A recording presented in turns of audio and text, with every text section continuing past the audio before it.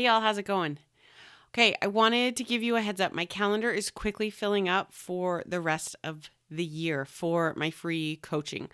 I offer every week a few slots where I just want to help you kind of figure out what's going on, help you figure out what's the root cause of the problem, give you some options to get unstuck and feel better right away, and then also help kind of create a roadmap for you of things I would recommend you work on so that you're able to have the career you want and the life outside of work you want as well. That you're feeling motivated and excited and driven, and you're not frustrated with bad leadership and worried that you're going to lose your job and stressed and working crazy, ridiculous hours and continuing to tell yourself it'll get better when this thing happens or when you get past this milestone. This is what we do on these coaching calls. It's private. It's just you and me. There's zero obligation. All you have to do is go to lindsaylymancoaching.com/chat, grab one of those spots. Again, they're almost gone. I only offer a few of them every week. And you and I, we're just going to get on a Zoom call and talk. That's it. So do yourself a favor. Go sign up for one right now. You deserve it. You're amazing. And it's a free resource. Why not? The other day I was talking to a client and we were kind of just doing a check-in, seeing how things were going. And they kept talking about how one of the things they want to work on is get better at kind of retrospectives or postmortems, or essentially after the thing happens, going back and reflecting on what worked and what didn't work. And it's kind of like project management 101 to basically do a retrospective. You kind of plan your project, you do the thing, you evaluate it, and you rinse and repeat, right? Like very high level, that is project management. Sometimes they're a challenge to actually do because we run fast and we don't always have time to stop and reflect and think. But what I want to talk about in this episode is a little bit different than what you've probably been taught and what you're doing. But if you're not doing this in your retrospectives, I honestly kind of think they're a waste of time. I don't think they're worth the effort of spending your time reflecting back on the past, figuring out what to do different and going forward if you're not doing this thing. And stick around to the end because I'm going to tell you where you can get access to some additional help and insights. So I'm going to teach you what I think you need to be doing in these retrospectives to have them actually be beneficial, to actually have them drive the change you know you need to have so that we don't keep identifying the same problems over and over again. But one of the steps is where everyone kind of gets hung up on. So I've created this amazing resource for you that's going to lay out the architecture, the framework. I've done all the hard work for you. All you have to do is go and download it. No strings attached. That's it. So make sure you stick around to the end so that you can get that resource and start implementing it in your retrospectives today, or give it to your leaders or share it with your team members. It's yours to do with as you will. So when we're having our postmortem or retrospective meeting, and we're simply looking at what would we do differently, what worked, how would we approach the problem different. This is great, but this isn't, in my head, really a true effective retrospective. This is what I call hindsight, right? Hindsight is the understanding of a situation after it happens. Yes, look at these things. Yes, learn and grow. But if you're only having a retrospective looking at what would you start, stop, and continue, essentially, that is like trying to reduce your stress by controlling more of the things around you that just aren't possible to control. So again, it's like logically we get that's not helpful. Logically we understand, right? If you're trying to reduce your stress, you know you can't control other people. You can't control the weather. You can't control if your company does layoffs or not. You can't control when they're going to do a reorg. There's so many things outside of our control, but we feel like the only way we can manage our stress is to try to get control. It's the same with trying to change things so they're more efficient, they're more effective, they're more fun, they're less intense, they're less crazy. Doing a retrospective, simply looking at what can we control differently next time, doesn't actually solve the problem. And I want to tell you why, and then I'm going to tell you what I think we should be doing instead in these retrospectives. Do what you can to control what you can, okay? 100%. Learn from our mistakes, but we're missing the bigger point. So I'll give you kind of an example. So I know a lot of my friends that are in AWS at Amazon. This is their peak busy season, right? reInvent is happening as I'm recording this. reInvent is essentially their big cloud computing conference where they go and talk about all the fun, cool new things that they've launched or working on. So let's say, for example, you have launched a new product or service through reInvent. You've had a big idea. It took lots of teams working together. Most likely there was some scope creep that happened. I'm guessing you had some tech issues you didn't foresee. Chances are pretty high there was probably another team that you were dependent on and able to launch your service that you didn't necessarily see from the beginning. There were roadmap and priority challenges amongst leaders because leaders don't always agree and align on things. I'm sure there was some last minute pressure and push to make it happen. I know in talking with some friends, initially the plan for reInvent was to have a demo version of their service up and running. And then a couple weeks before, the leaders came back and said, just kidding, we want this to be ready to give to clients, right? So there's a lot of stress and pressure and anxiety and intense things that go on in these types of situations. So let's say that is the example that we're looking at. Okay, we're going to pretend it's post reInvent, and here we are doing our postmortem, doing our retrospective, looking at hindsight. Okay, hindsight, we should have seen how other teams were going to connect to what we were trying to launch. Okay, hindsight, we should have stopped leaders from having the scope creep. Hindsight, we should have planned around key holidays. As many of my friends were working ridiculous hours, it was Diwali. And a lot of them were working on Diwali, which is sad. That's like asking many people in the United States to work on Christmas. It's a big international holiday. So if we're just trying to stop leaders from scope creep, if we're trying to figure out how do we effectively communicate with other teams better so that we understand how their work impacts our work, great. But that's kind of just putting a Band-Aid on the problem, because we know we can look at all the history. No matter how much we try to manage those executive leaders, they're going to come back and change the ask. They're going to want more. They're going to want some different feature added or removed last minute. Again, I'm not saying we just give up and throw our hands in the air. But if all we're doing in these retrospectives is trying to control things, we're missing the point. What I would encourage you to really focus on in your postmortems is what were the leaders and every single person involved in this process, as if you're sitting down as a team to do this retrospective, what were every single one of you thinking and feeling? Now I hear you. You're like, oh, okay, really? Come on. But let me tell you why. As we've talked about in 160 plus episodes, what you feel 100% impacts what you go and do. So when emotion is high, your intelligence is low. So if we're looking at things in hindsight, yeah, we should have gone and connected with that other team earlier on. But if your emotion is high, if you're freaking out because some senior executive wants an update, you're not looking around corners. You're not thinking big. You're not seeing things through a different perspective. You are freaking out.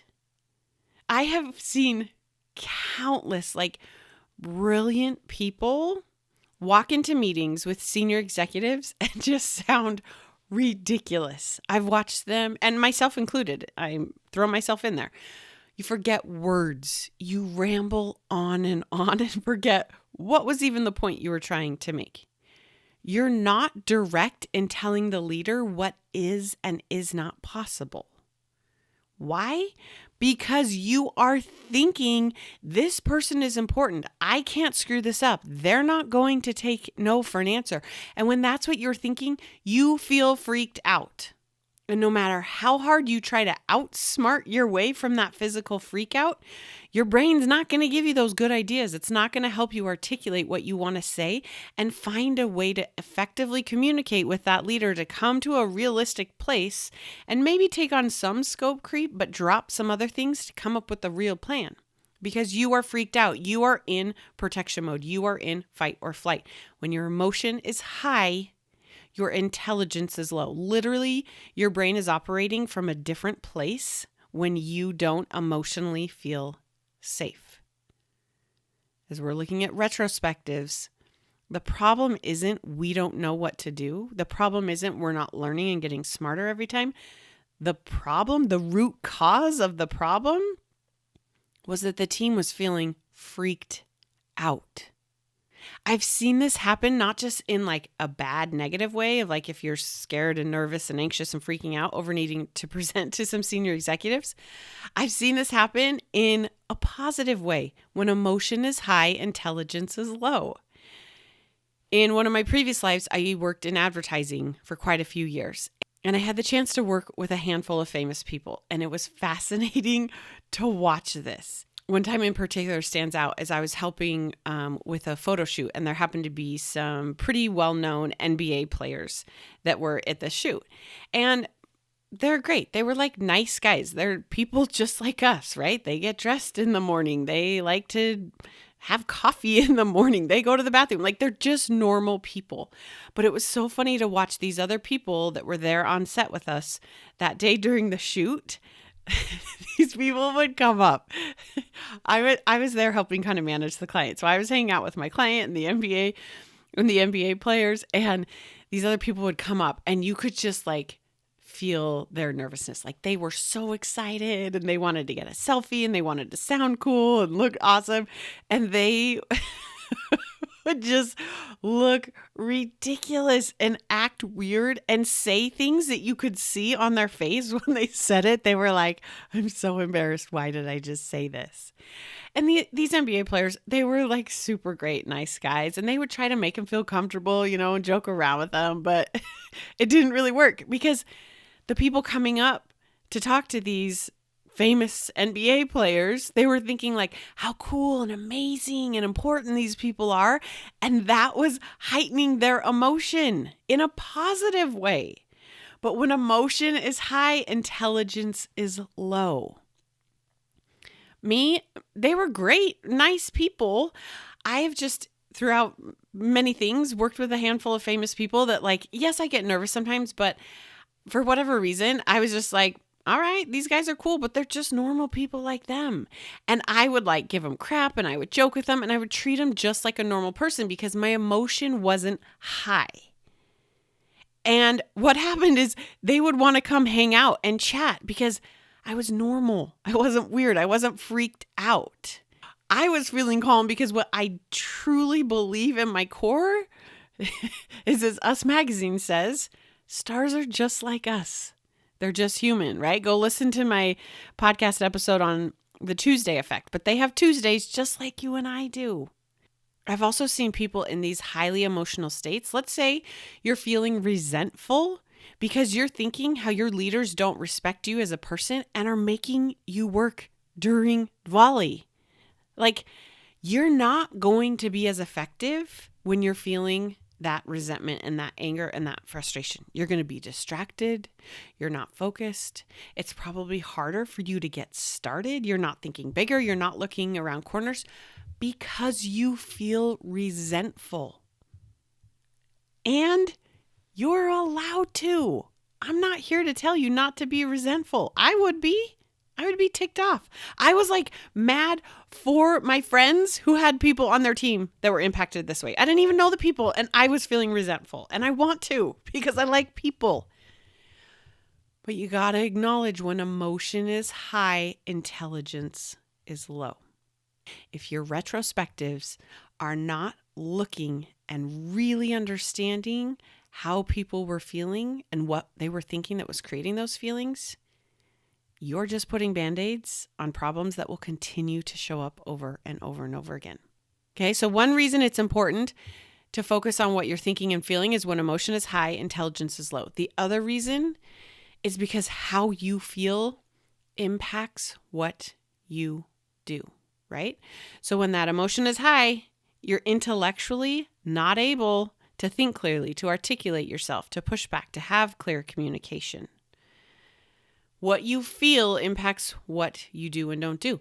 If you're feeling exhausted and tired, if you're not sleeping, if you're working long hours and you're getting paged in the middle of the night, if you're feeling the stress and pressure and panic, you're not thinking about how your work may impact other teams or other teams' work might impact yours. You're not coming up with creative ways to solve the problems you've run into. You're not telling executives what is possible. You're just taking orders and freaking out. And if you're a leader, you're passing that freak out down to the rest of your team.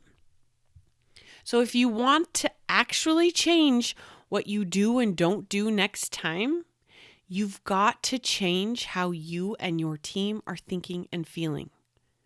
As a leader, do everything you can to protect your team's brains and thoughts and beliefs to keep them in a clear, focused, healthy, supported, open, driven, motivated space.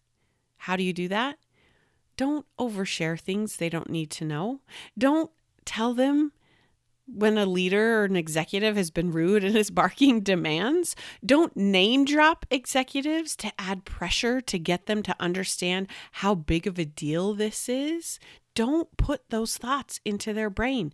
You're just making it harder for your team to have to manage their brain to get to that calm emotional space where their brilliance comes through and they're able to work and be effective. As a team member, you've got to learn to manage your brain. Your default brain is going to tell you the sky is falling. This is a big deal. This is a big problem. This is essentially what I do with my clients all day, every day, is I help them learn how do you manage your brain in real life scenarios and what's really going on with you right now. Here's a few of my go-to thoughts I love. Feel free to steal them if they work.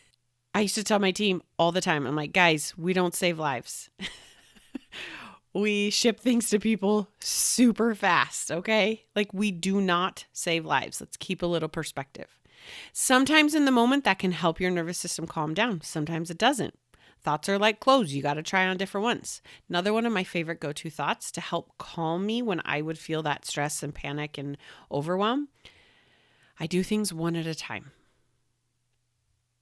Another thought, my goal is to like who I am while I do my best. That's an interesting thought because for me, when I think it, it's not like exciting and driven and motivated. It's just calming. It's like, yes, I want to hit the goal. Yes, I want to be able to deliver this thing in time. Like who doesn't? But I tell myself I win if I like who I am at the end and I showed up and I did my best. Another thought is it's okay for others to feel stressed and disappointed. It really is okay for those executives and leaders to be freaking out and feeling stress and pressure. It's okay. That doesn't mean you need to as well. Another thought you've heard me say a lot is we're all just making this up. We really are. Someone out there made up reInvent. And some leader went and made up what they wanted to launch at reInvent. And then they changed their mind because they're making it up. And they said, no, I don't just want to launch a demo. I want to launch the live product. Why? Because we're all just making it up. Another thought that's very powerful because most of us that are insecure overachievers tend to just work crazy hours and power through and stay late and get up early. My thought is, I can't help if I don't have enough sleep. Your body and your brain will literally start to shut down. I just tell myself, I can't help if I don't sleep. And I give myself permission to sleep. So if you're doing your retrospective, here's the 3 things you need to do. And I'm going to tell you the third step is usually where people struggle. And this is where I've got kind of a cheat sheet for you that you're definitely going to want. So walk into the retrospective. Yes, get all those action items of what we should start, stop, continuing. Sure. Okay, let's do that and let's control what we can control. But let's also acknowledge 90% of the problems we can't control. So what I would offer is everyone in that room needs to write down what were they feeling in those weeks, days, hours leading up to the launch.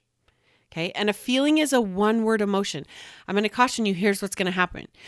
You're going to ask people to write down what they're feeling. They don't have to share it, right? If they don't want to, they can. But people are going to give you thoughts. If you said, okay, tell me, how were you feeling at the beginning when we had the project kickoff? You're going to get a lot of thoughts. It's going to be things like, I was feeling good. Like we had a plan. This was all going to work out. Those are thoughts. Feelings are one-word emotions. I was feeling focused, driven, excited, calm, peaceful, neutral, whatever it is, okay? You want to ask people, what were they feeling? One-word emotions. They were feeling a lot of things. Have them write down all the feelings they had through the process. Second, have them write down why. Why were you feeling calm? Why were you feeling panic? Why were you feeling stressed? Why were you feeling resentful? Why were you feeling frustrated? Whatever the emotion is.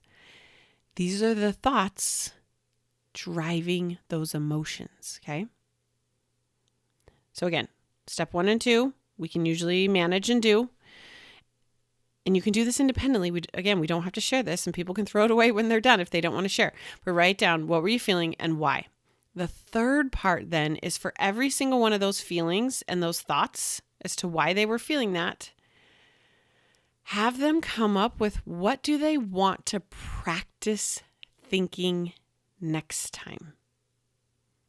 If our thoughts are generating how we feel and how we feel is impacting what we do and don't do, we got to start at the top of the chain and manage our brain. Okay, what do you want to practice thinking next time instead? This is where people struggle because our brains tend to be all or nothing, black or white.